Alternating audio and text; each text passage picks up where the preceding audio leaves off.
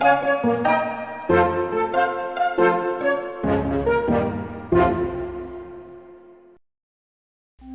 going to give a play-by-play analysis of the monumental Bill Nye-Ken Ham debate. And that's it. This is Genesis Week.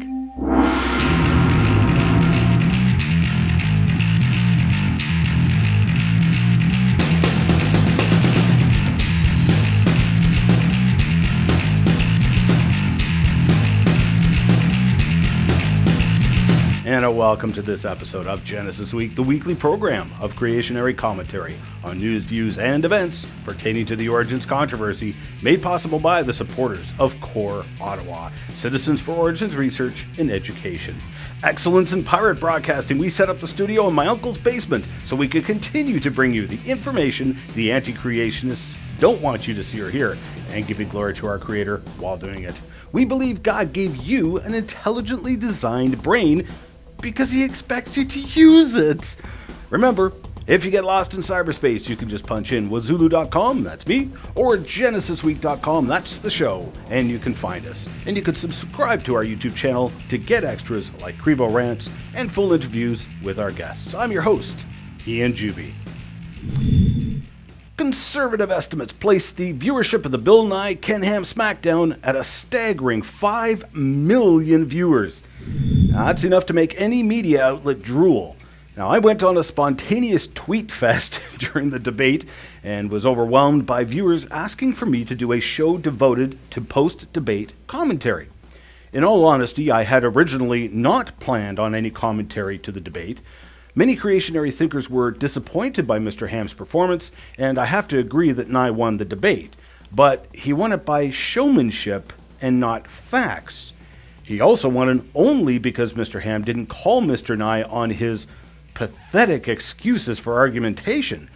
Now, this is not to be critical of Mr. Ham, because I still remember my first creation-evolution debate I did, and I too let the evolutionists get away with a lot of comments. It's very difficult being on the hot seat, so I'm sympathetic to Dr. Ham and just how extremely difficult it is in that situation. Nevertheless, Bill Nye, the science guy, made an awful pile of awful claims that were so blatantly wrong he should be, frankly, embarrassed. Oddly, Nye took every opportunity to warn about anti-intellectualism throughout the debate, while ironically wallowing in extreme anti-intellectualism, as becomes obvious when you actually examine what he said. But his arguments sounded impressive, and so I thought I would use his comments to springboard this show and point out how he won the debate with horrible science and anti-intellectualism. For example, in his opening arguments, he said, "And on CSI, there is no distinction made between historical science and observational science. These are constructs unique to Mr. Ham. We don't normally have these anywhere in the world except here. Natural laws that applied in the past apply now. That's why they're natural laws. That's why we embrace them." That short 22-second clip is so loaded with falsehoods, subtle false assertions, and stunning admission that it is difficult to know where to begin and how to address it in a short time. Now, aside from the very sly, continual reference to Ken Ham's creation model, which is anything but Ken Ham's creation model, Bill is evidently blissfully ignorant of the facts. The fact is that observational and historical science are two very different things, and this has even been acknowledged by the evolutionists themselves. Ernst Mayr, who can hardly be called a friend of creationists, put it in no uncertain terms. Evolutionary biology, in contrast with physics and chemistry, is a historical science. The evolutionist attempts to explain events and processes that have already taken place. Laws and experiments are inappropriate techniques for the explication of such events and processes. Instead, one constructs a historical narrative consisting of a tentative reconstruction of the particular scenario that led to the events one is trying to explain. Over and over, Nye kept making random comments and allusions in direct contradiction to what Mayr and other evolutionists have frankly acknowledged. that evolutionary theory is historical science, which is not the same as observational science. Evidently, Nye was not only blissfully ignorant of the facts, but was also blissfully unaware of just how much this error was ingrained into his thinking. This was evident by his continual reference to technology, which was produced by the observational sciences, and equivocating technology and science with evolution.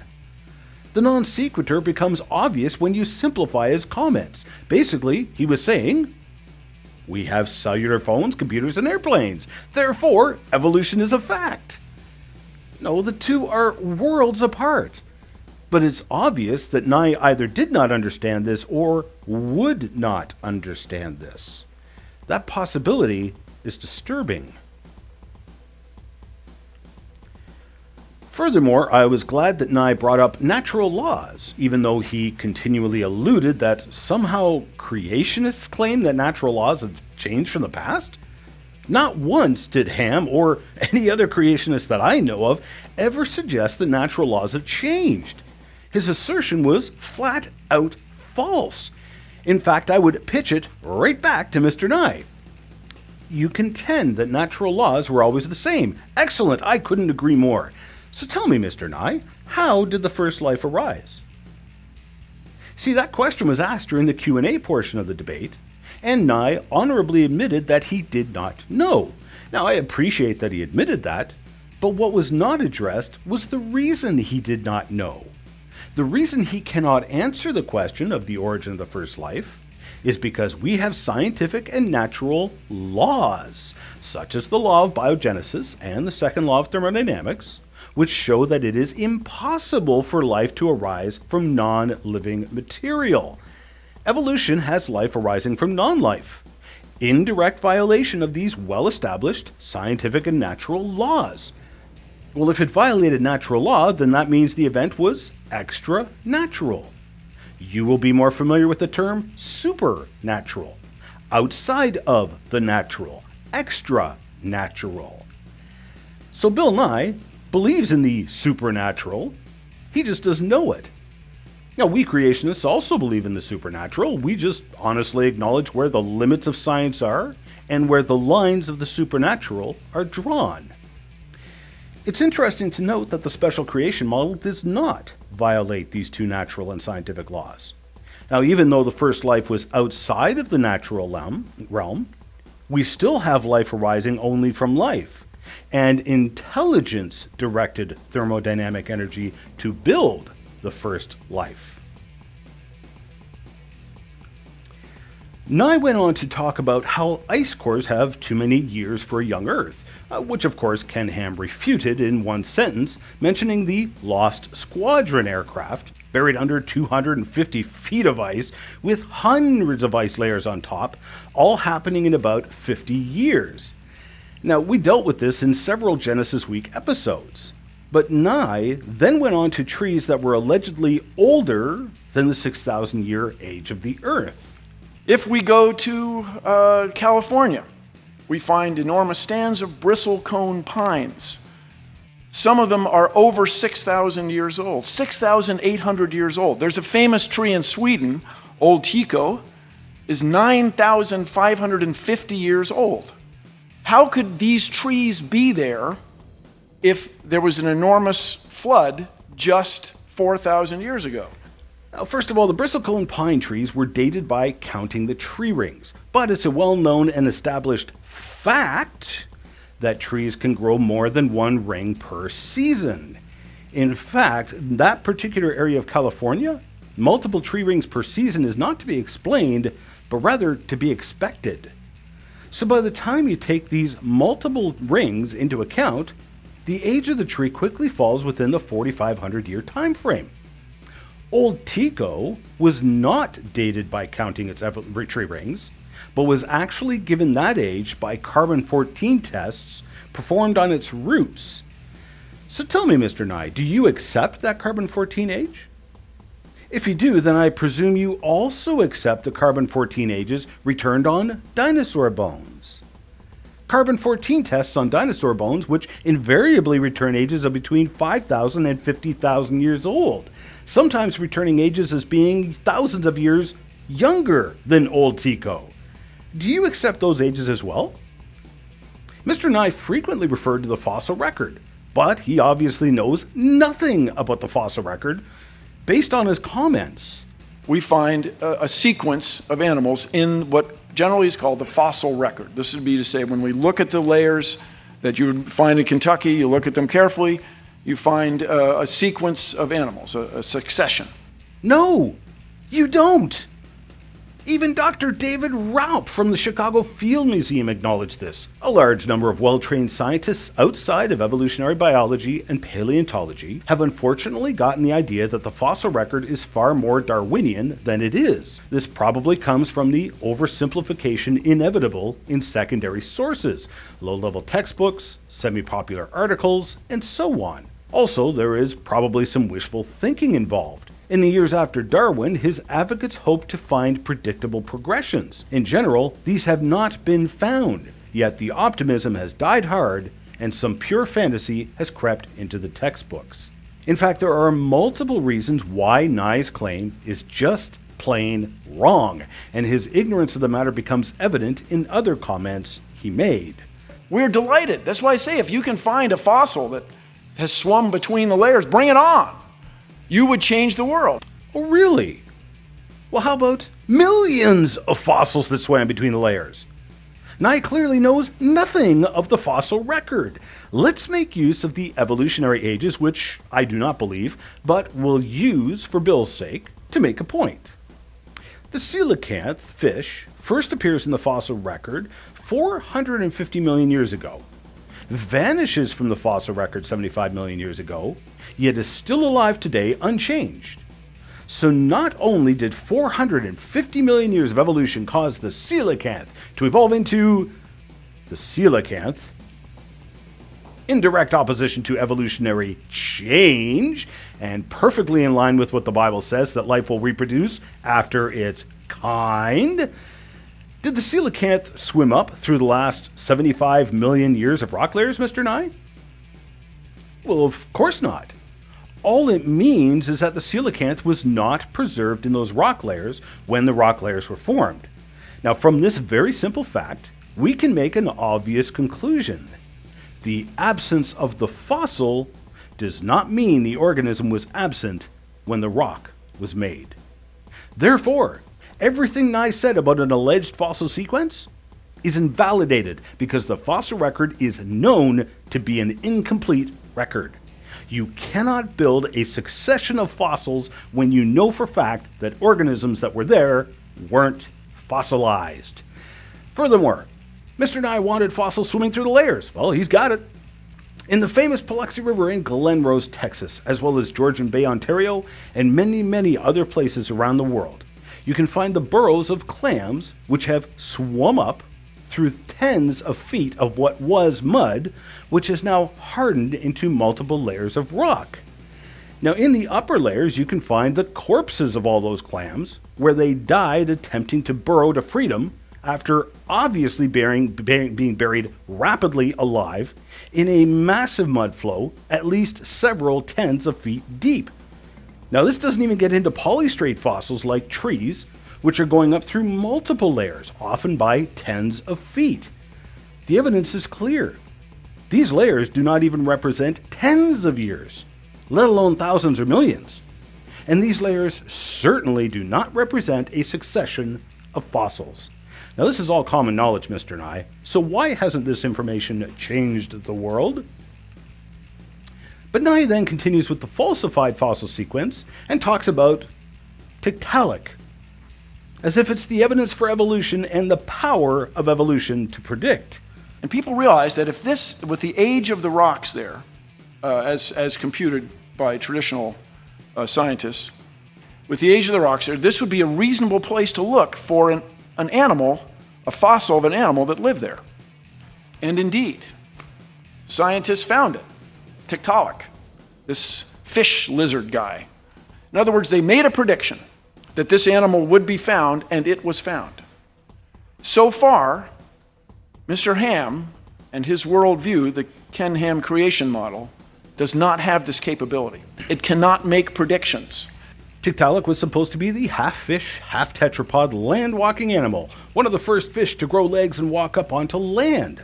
Now again, demonstrating his ignorance of the fossil record, Mr. Nye is evidently unaware of the fossil footprints found in Poland, which were some 20 million years before Tiktaalik, and the fossil tetrapod footprints found in the Tapeats sandstone of Grand Canyon, which are allegedly 125 million years before Tiktaalik, according to the evolutionary timescale.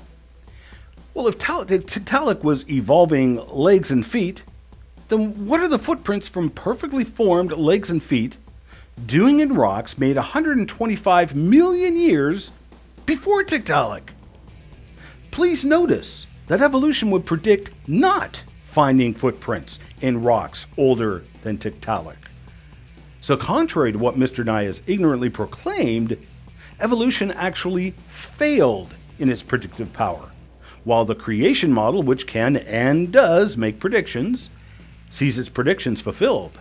Predictions like tetrapods have been around since the beginning of creation. Therefore, we could expect to find evidence of tetrapods in just about any layer of rock. Gee, that's exactly what we see.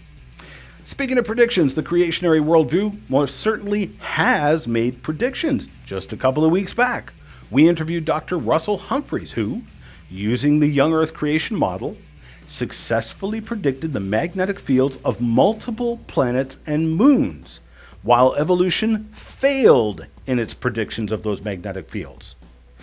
Last week we talked about the RATE project, which successfully predicted the outcome of a new rock dating method, predicting that the helium diffusion rate from zircon crystals would match that of a 6,000-year-old Earth.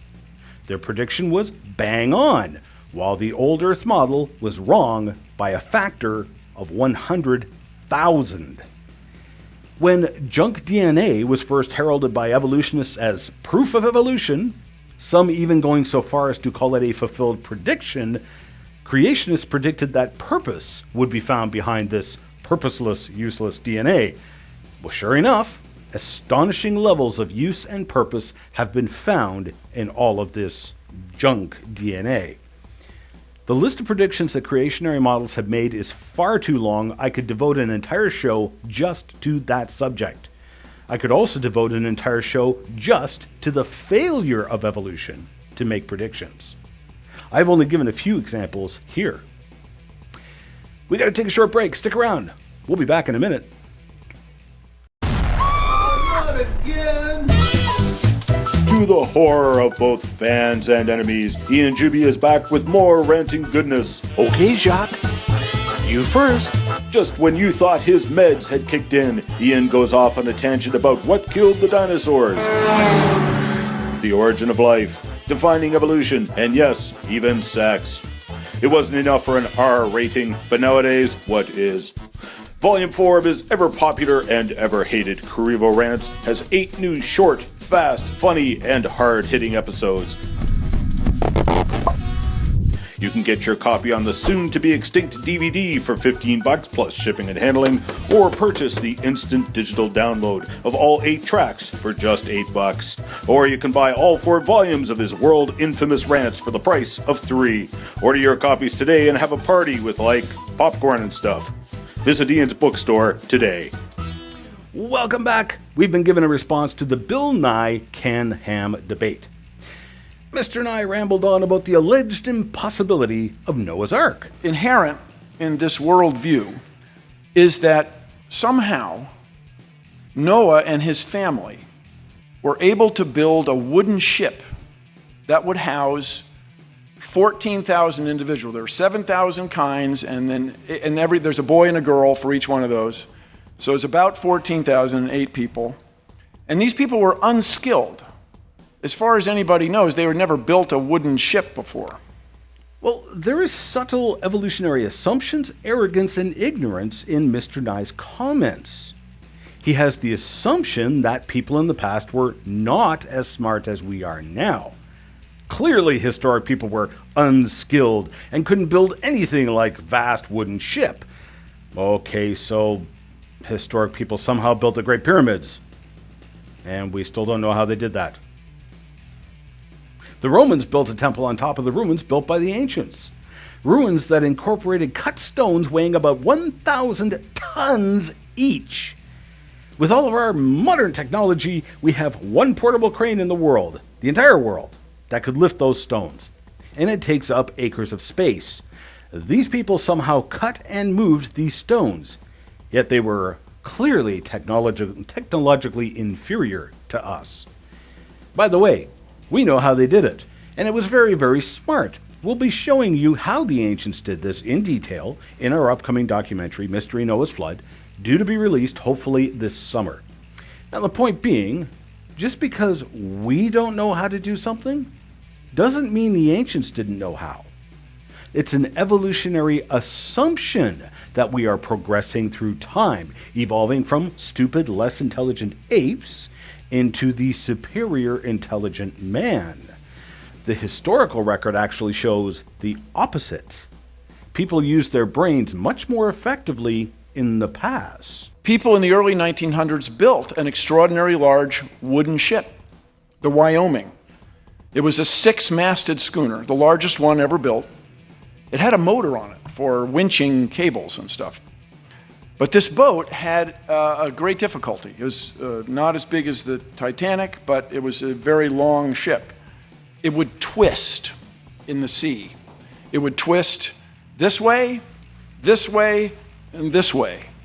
Ultimately, the Wyoming sank, so clearly a ship of the size of Noah's Ark could not be built out of wood, right? Well, actually, the Chinese built a fleet of ships called treasure junks in the 1400s, which were larger than Noah's Ark. And yes, they were built out of wood. Again, just because we don't know how they did it, does not mean it cannot be done. Balking more at the idea of a global flood, Bill Nye then attempted to refute the historic worldwide flood with one simple fact. And by the way, if this great flood drained through the Grand Canyon, wouldn't there have been a Grand Canyon on every continent? How could we not have Grand Canyons everywhere if this water drained away in this extraordinary short amount of time, 4,000 years? Well, he may be Bill Nye the science guy, but he's definitely not Bill Nye the geography guy, because he flunked geography. Hello, Mr. Bill. There is Grand Canyons on every continent. In fact, the Grand Canyon of Arizona is one of the smaller ones. Copper Canyon and Hell's Canyon are both larger canyons just in North America. Greenland has a huge canyon which isn't as deep as Grand, but is actually half again longer. Peru's Rio Marañón Canyon is twice the depth of Grand Canyon and half again longer. Even Antarctica has its own Grand Canyon, buried under the ice, which is some 3,000 meters or almost 10,000 feet deep and up to 25 kilometers or 15.5 miles wide. Mr. Nye is quite correct. If there had been a global flood, we would see evidence of it. And of course, we do. After Mr. Ham went into some of the problems and pitfalls which nullify radioactive dating methods, Mr. Nye just flat out went into denial mode, ignored everything Mr. Ham pointed out, and said, as far as dating goes, the methods are very reliable. Reliable? As I've brought up so many times here, with just one example of many, the radio dating tests performed on the Uinkaret lava flows of Grand Canyon brought up a myriad of ages from 10,000 years to 2.6 billion years old. But there's Indian artifacts in the lava flows, so we know the lava is actually only 800 to 1,000 years old. Mr. Ham brought up another example where a lava bed deep underground was found with wood embedded in the lava. Dr. Andrew Snelling had the lava tested using potassium argon dating, which gave an age of 45 million years old. Snelling also had the wood carbon-14 dated, which returned an age of 45,000 years old, different by a factor of 1,000. Radio dating is clearly not reliable. Mr. Nye's response to Dr. Snelling's research? You find 45 million year old rock on top of 45,000 year old trees, maybe the rock slid on top. Maybe that's it. That seems much more reasonable explanation than it's impossible. Didn't I not even listen? The wood was entombed within the rock. The rock didn't slide over it. As for older rocks sliding over top of younger rocks, as we've discussed in previous episodes of Genesis Week, that's a great explanation, if there's evidence for it. In multiple examples I provided of rock layers out of order, evidence of sliding was completely missing. It appears that those rock layers were laid down in that sequence. But Mr. Nye went on to talk about asteroids and radio dating. One of the mysteries or interesting things that people in my business, especially at the Planetary Society, are interested in is why all the asteroids seem to be so close to the same date. Well, my answer is simple. Who cares?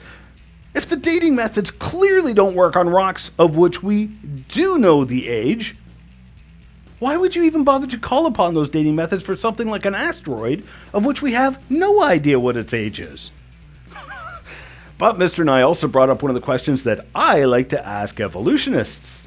There are certain fish, the top minnows, that have the remarkable ability to have sex with other fish, traditional fish sex, and they can have sex with themselves. Now, one of the old questions in life science, everybody, one of the old sort of chin strokers, is why does any organism, whether you're an ash tree, a sea jelly, a squid, a marmot, why does anybody have sex?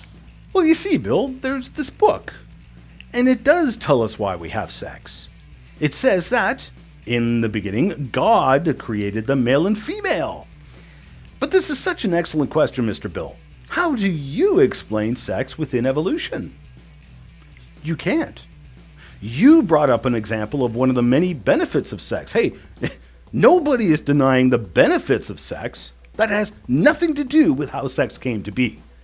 If evolution tries to perform any of the myriads of changes to the myriads of sexual reproduction systems on Earth, it leads to the extinction of the species. Evolution cannot explain sex, but my Bible can. Mr. Nye, I have a sex video online you should watch. Crevo Rant number 13. And please explain to me how evolution produced sexual reproduction. Well, that was fun, but I gotta run because we're out of time. Remember, you can send in your comments, questions, hate mail, and your grandmother's credit card information to us in a number of ways. Remember those words of warning from our Creator, the Lord Jesus Christ, who said, I am the way, the truth, and the life. No man comes to the Father except through me. We'll see you next week. We are a viewer-supported program and need your support to keep this program on the air. Please pray for us, and if you wish to financially support the program, Canadians can make a tax-deductible donation to Core Ottawa, Canada North Post Office Box 72075, Ottawa, Ontario, K2K 2P4. While we cannot offer tax-deductible receipts outside of Canada, donors wishing to financially support the program can do so online at ianjuby.org/donations, and thank you for your support.